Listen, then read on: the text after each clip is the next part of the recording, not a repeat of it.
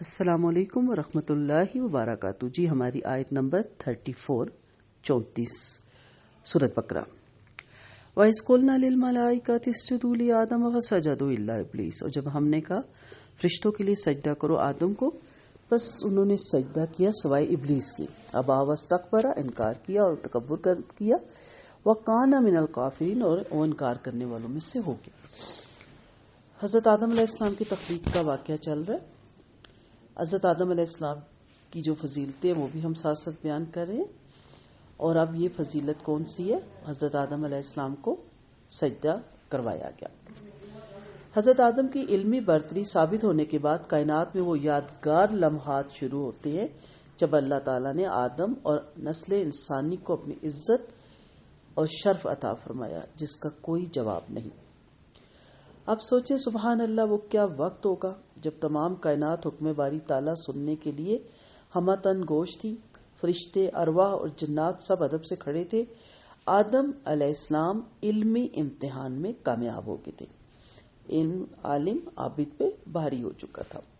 اس لمحے اللہ تعالیٰ نے حکم دیا کہ سجدہ کرو. اسجدوا لآدم، اس کے سامنے سب جھک جاؤ، اس کی برتری کو تسلیم کر لو. سب حضرت آدم علیہ السلام کے سامنے جھک گئے. یہ سجدہ تعظیمی تھا. انبیاء سابقین کی شریعت پہ بڑوں کی تعظیم کے لیے سجدہ مباح تھا. شریعت محمدیہ صلی اللہ علیہ وسلم یہ منسوخ ہو گیا. نبی کریم صلی اللہ علیہ وسلم کی متواتر حدیث سے پتہ چلتا ہے کہ سجدہ تعظیمی کا حرام ہونا ثابت ہے. آپ صلی اللہ علیہ وسلم نے فرمایا کہ اگر میں غیر اللہ کے لیے سجدہ تعظیمی کو جائز قرار دیتا تو بیوی کو حکم دیتا کہ شوہر کو سجدہ کیا کرے، مگر اس شریعت میں سجدہ تعظیم مطلق حرام ہے، اس لیے کسی کو کسی کے لیے جائز نہیں. آپ صلی اللہ علیہ وسلم کے لیے اصحاب رسول کھڑے نہیں ہوتے تھے کیونکہ آپ نے اس کو ناپسند فرمایا اور آپ نے منع کیا تھا. تو اس وقت یہ سجدہ تعظیمی تھا، اور یہ جو سجدہ تعظیمی تھا یہ عبادت کے سجدے میں نہیں آتا تھا.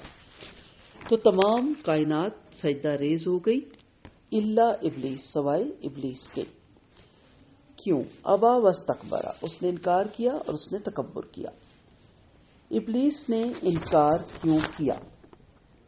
بعض علماء کے نزدیک تکبر کے سبب، بعض نے کہا خود پسندی ہے، لیکن اہل علم یہ بھی کہتے ہیں کہ اللہ کی محبت سے محرومی تھی، کیونکہ اس کے دل میں اپنے علم کا بہت زوم ہو گیا تھا اور علم کا بہت تکبر ہو گیا تھا، اور علم کے تکبر سے اہل علم نے پناہ مانگی ہے. یہ وہ تکبر ہے کہ جس کا پتہ بھی نہیں چلتا اور انسان جہنم کی سب سے نچلی وادی پہ جا گرتا ہے. پھر بعض اوقات کسی گناہ کے وبال سے تائید حق انسان کا ساتھ چھوڑ دیتی ہے. اس سے بڑا کیا گناہ ہوگا کہ آپ میں تکبر ہو، اور جب یہ تکبر ہوتا ہے اپنے مال کا، اپنی اولاد کا، اپنی صحت کا، یا اپنے جوانی کا، یا کسی بھی چیز کا، یا اپنے علم کا، تو یہ چیز اللہ کو سخت ناپسند ہے، کیونکہ انسان اللہ کے نزدیک کچھ بھی نہیں ہے. تو جب انسان گناہ میں مبتلا ہوتا ہے تو اس کی ہر کوشش اور ہر عمل اس کو گمراہی کی طرف دھکیل دیتا ہے. سو بے ادب ہونا بھی نقصان کا سبب بنتا ہے. تو ادب پہلا کرینہ ہے محبت کے کرینوں میں. ابلیس اللہ تعالیٰ کے کافی قریب تھا. اللہ تعالیٰ کی مجلس میں کھڑا ہوتا تھا، اللہ کی مجلس میں وہ بیٹھتا تھا. اور آپ یہ بات قابل غور ہے کہ ابلیس علم اور معرفت میں یہ مقام رکھتا تھا کہ اس کو طاؤس الملائکہ کہا جاتا تھا. پھر اس سے یہ حرکت کیسے صادر ہوئی؟ اس سے یہ حرکت اسی لیے صادر ہوئی کہ اس کے اندر یہ تکبر تھا. کتابیں لکھتی ہیں ابلیس 80,000 سال ملائکہ کا ساتھی رہا، 40,000 سال تک جنت کا خزانچی رہا، 20,000 سال تک ملائکہ کو واز سناتا رہا، 30,000 سال تک مقربین کا سردار تھا، 14,000 سال تک عرش کا طواف کرتا رہا. پہلے آسمان پر اس کا نام عابد تھا، دوسرے آسمان پر زائد تھا، تیسرے پہ ابدال تھا، چوتھے پر ولی تھا، پانچویں پر تقی تھا، چھٹے پر خزائن تھا، ساتویں پر عزازیل، اور اب لوح محفوظ میں ابلیس بالاسا مایوس ہوا. غرور اور تکبر نے اسے کہیں کا نہ چھوڑا اور کیا سے کیا اس کو بنا دیا. اس لیے بہت اپنی شخصیت پہ غور کیا کریں، توجہ دیا کریں. تکبر کیا ہے؟ گھمنڈ کا آخری درجہ ہے نا، کہ میں کسی کو کیا سمجھتا ہوں. جب تکبر آتا ہے تو پھر حق بات کو رد کرتے ہیں. انسان کہتا ہے نہیں نہیں نہیں، آپ میں تو عقل ہی نہیں، آپ میں تو سمجھ ہی نہیں، آپ کی بات تو 100% غلط ہے، آپ تو کچھ جانتے ہی نہیں، مجھے زیادہ پتا ہے، میں پڑھا ہوا ہوں، میں نے کورسز کیے ہوئے ہیں. تو تکبر میں پھر دوسروں کے لیے حقارت آتی ہے، تذلیل آتی ہے. اور علم کے تکبر میں انسان منہ پھٹ ہوتا ہے، بولڈ ہوتا ہے، اور ہر ایک کو ہر بات کہہ کے اس کی تذلیل کرتا ہے اور اسے بتاتا ہے کہ میرے پاس بڑا علم ہے. تو یہ چیز سخت ناپسندیدہ ہے. تکبر انکار کا سبب بنتا ہے. اس لیے ہمیشہ اپنے اندر سافٹ کارنر رکھیں، ہمیشہ یہ جانیں کہ میں نہیں جانتی، مجھ سے زیادہ جاننے والے یہاں موجود ہیں. اور جب کوئی چیز ایسی آپ کی سمجھ میں آئے تو آپ ضرور تحقیق کریں اور ادب و احترام سے بتائیں کہ یہ چیز ایسے نہیں ایسے ہے. اب اللہ کی محبت اس کے دل میں تھی نہیں، وہ وہاں بڑے اکڑ کے کھڑا ہوتا تھا، سو اللہ ہی کے حکم سے اس نے انکار کر دیا. تھوڑی بڑی بات ہے. آپ کہتے ہیں کیسے ہو گیا؟ ایسے ہی ہو گیا جیسے ہم اپنے والدین کے حکم کا انکار کرتے ہیں. انہوں نے ہمیں پالا پوسا، ہم پہ احسان کیا، جب ہم کسی مقام پہ پہنچتے ہیں ہمارے اندر تکبر آ جاتا ہے اپنی دولت کا یا اپنی قابلیت کا یا اپنے عہدے کا. پھر ہم ماں باپ کے سامنے بھی اکڑ کے بیٹھتے ہیں اور ماں باپ بھی ہم سے بات کرتے ہوئے ڈرتے ہیں اور ہم ان کی ہر بات کو ریجیکٹ کر دیتے ہیں. یہ مثال سے سمجھا رہی ہوں نا. اسی طرح بعض لوگ استادوں کے استاد بننے کی کوشش کرتے ہیں اور چاہتے ہیں کہ ہم استاد کو بتائیں آپ غلط ہیں، اور ویسے اس کے ساتھ ساتھ رہتے ہو. جہاں استاد نے کوئی ایسی بات کہہ دی جو ان کو ان کے گھمنڈ کے ساتھ ٹکراتی ہے، فوراً انکار کر دیتے ہیں اور کیا کہتے ہیں، نہیں ہمیں آپ نے یہ کیوں کام کہا؟ بھئی آپ کون ہیں؟ آپ کر سکتے ہیں. ہمارے اسلاف میں جوتے بھی صحیح کرتے تھے لوگ، بڑے بڑے اہل علم لوگ. تو ہمیں اگر ڈیوٹی یہ دے دی جائے تو ہم تو کہتے ہیں نہیں، ہمیں تو مائک پہ بس اناؤنسمنٹ کرنے کے لیے دے دیا جائے، ہمیں کوئی واش روم دھونے کے لیے نہ کہ، جوتے سیدھے کرنے کے لیے نہ کہ. تو پلیز اس تکبر سے باہر نکلیں. تکبر انسان کے لیے بہت نقصان دہ چیز ہے اور تکبر ہمیشہ انسان کو ذلیل اور رسوا ہی کرتا ہے. متکبر بندے کو کوئی پسند نہیں کرتا. اس کا کیا رزلٹ نکلا؟ وَقَانَ مِنَ الْخَاسِرِينَ، کافروں میں ہو گیا. ایک سجدہ اس نے نہیں کیا. ابا کے معنی کیا ہے؟ ابا جان بوجھ کر دنستہ کسی چیز سے انکار کرنا، اور استکبارہ کبر سے بنا، بمعنی اپنے آپ کو بڑا سمجھنا اور غرور کرنا اور دوسروں کو حقیر سمجھنا. تو تکبر انسان کو ہمیشہ انکار پر آمادہ کرتا ہے اور انکار کرنے والا پھر کافرین میں شمار ہو جاتا ہے. تو یہاں اگر آپ غور کریں تو وجہ کیا تھی تکبر اور انکار کی؟ کہ اپنے بارے میں آگے آیتیں آئیں گی، بڑا زوم ہونا کہ میں بڑی چیز ہوں اور اس مٹی کے پتلے کو میں سجدہ کروں، میں اس سے اعزاز پہ کھڑا ہوں اپنے رب کے پاس، اور میرا رب کہتا ہے کہ اس کے آگے جھک جا. میں جھکوں؟ یہ میں ہی تو مار گئی ہے. میں ہی نے تو انسان کو کسی قابل نہیں چھوڑا ہوتا. سو آپ سمجھ لیں کہ 3 مولک چیزیں ہیں جو انسان کو برباد کرتی ہیں. خواہشات کی پیروی، میرا دل یہ چاہتا ہے، میں یہ کروں، میرے دل میں یہ ہے، میرا دل پہ قابو نہیں، میں دل کی مانتی ہوں، میرا دل بڑا پریشان. عقل سے کام لیں. بخل کی اطاعت، اور تیسرے آدمی کا خود اپنے اوپر فریضہ ہونا. یہ سب سے زیادہ سخت ہے کہ میں بڑی چیز ہوں، میرے جیسا کوئی اسمارٹ، خوبصورت، کلیور، ایجوکیٹڈ اہل علم ہے ہی نہیں، دوسرے کو کچھ سمجھنا ہی نہ. اس سے پناہ مانگیں، ڈریں، توبہ کریں. اور یہ حسد ہو جاتا نا. اب آگے دیکھیں تکبر سے کتنی برائیاں پیدا ہو رہی ہیں. پہلے تو اپنے اوپر آپ فریقہ ہو رہی ہیں، اپنے جیسا کسی کو سمجھ ہی نہیں رہے، پھر حسد آ جاتا ہے.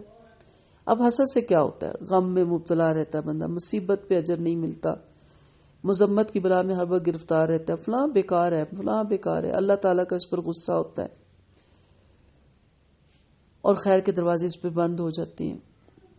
ابلیس نے آدم علیہ السلام پر حسد کر کے اپنے آپ کو تباہ کیا، نافرمانی اللہ کے حکم کی اور معلوم ہوا.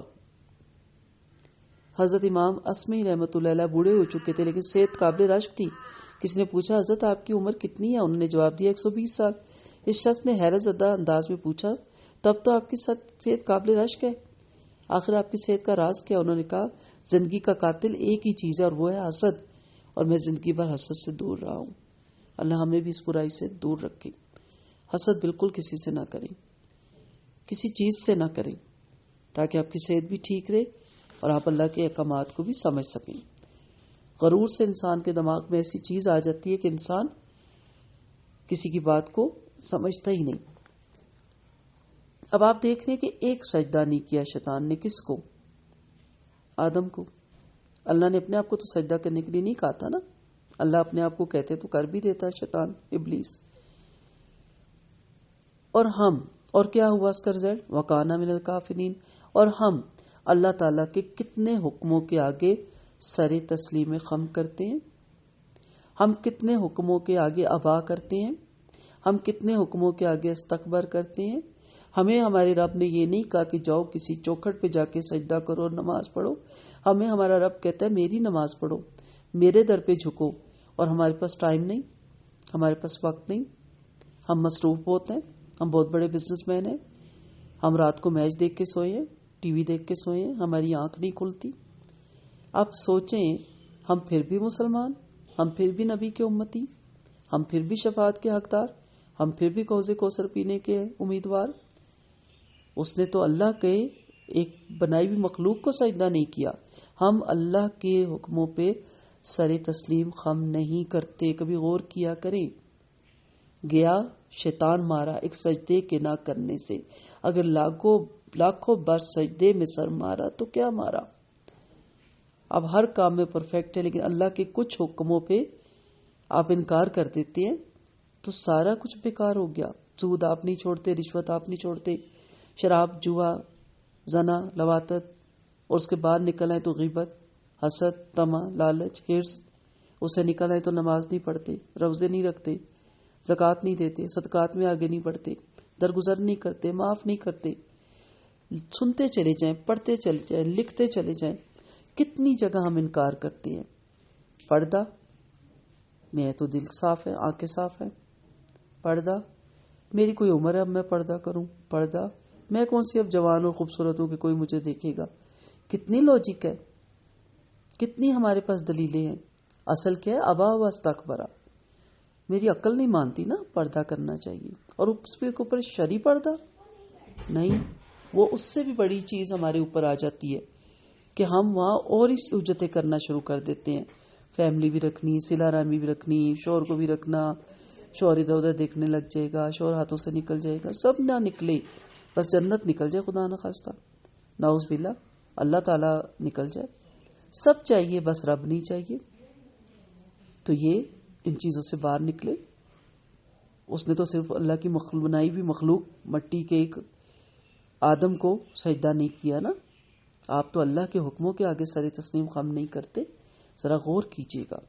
وَكَانَ مِنَ الْكَافِرِينَ، شیطان کافروں میں سے ہو گیا اور آپ ولی اللہ ہو گئے، ایسا نہیں ہے۔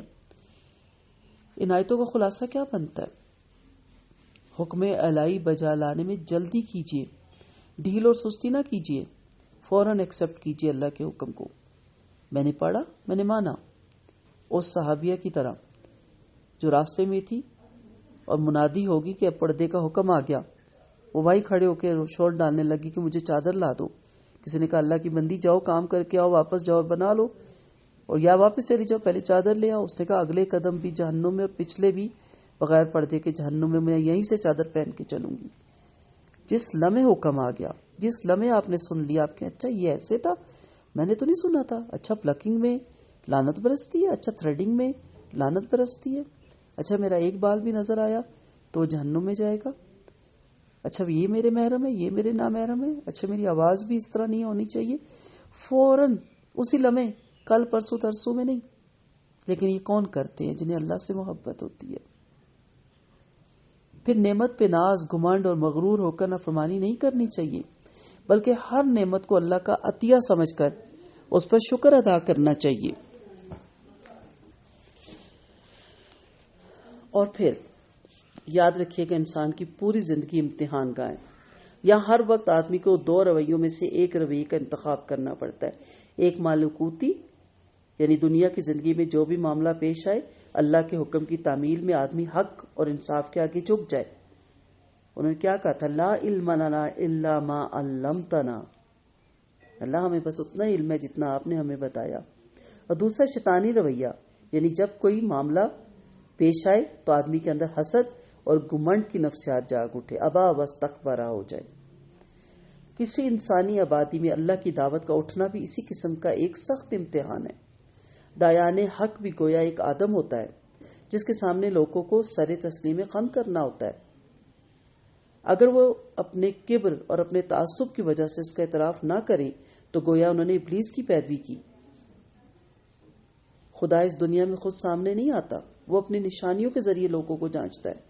جس نے اللہ کی نشانیوں میں اللہ کو پایا اسی نے اللہ کو پایا، اور جس نے اللہ کی روشنی اور نشانی میں اللہ کو نہ پایا وہ اللہ سے محروم رہتا ہے۔ اللہ کے حکموں کو ماننا اللہ کو ہی پانا ہے۔ تو بڑی بہترین یہ آیت ہے، وَإِذْ قُلْنَا لِلْمَلَائِكَةِ اسْجُدُوا لِآدَمَ فَسَجَدُوا إِلَّا إِبْلِيسَ، اور جب ہم نے فرشتوں سے کہا کہ آدم کو سجدہ کرو تو ابلیس کے سوا سب نے سجدہ کیا۔ ابلیس کے سوا کیوں؟ بالا سا مایوس ہو گیا ابلیس، ابا واستکبرا، اس نے انکار کیا کیونکہ اس کے اندر واستکبرا تکبر تھا، خود پسندی تھی، گھمنڈ تھا، خود نمائی تھی، بڑی چیز سمجھتا تھا، اللہ سے اس کی محبت نہیں تھی، با ادب نہیں تھا، وکان من الکافرین، اور ایک سجدہ نہ کرنے سے وہ کافروں میں شمار ہو گیا۔ آج سوچئے گا کہ ہم کتنے سجدے نہیں کرتے، کتنے حکموں کے آگے سر تسلیم خم نہیں کرتے، ہم کتنی جگہ اپنے رب سے، اس کے حکموں سے انکار کرنے کا سبب بنتے ہیں۔ اللہ تعالی ہمیں اپنے رب کی ہر بات کو ماننے، ہر بات پہ سر تسلیم خم کرنے کی توفیق عطا فرمائے۔ السلام علیکم ورحمۃ اللہ وبرکاتہ۔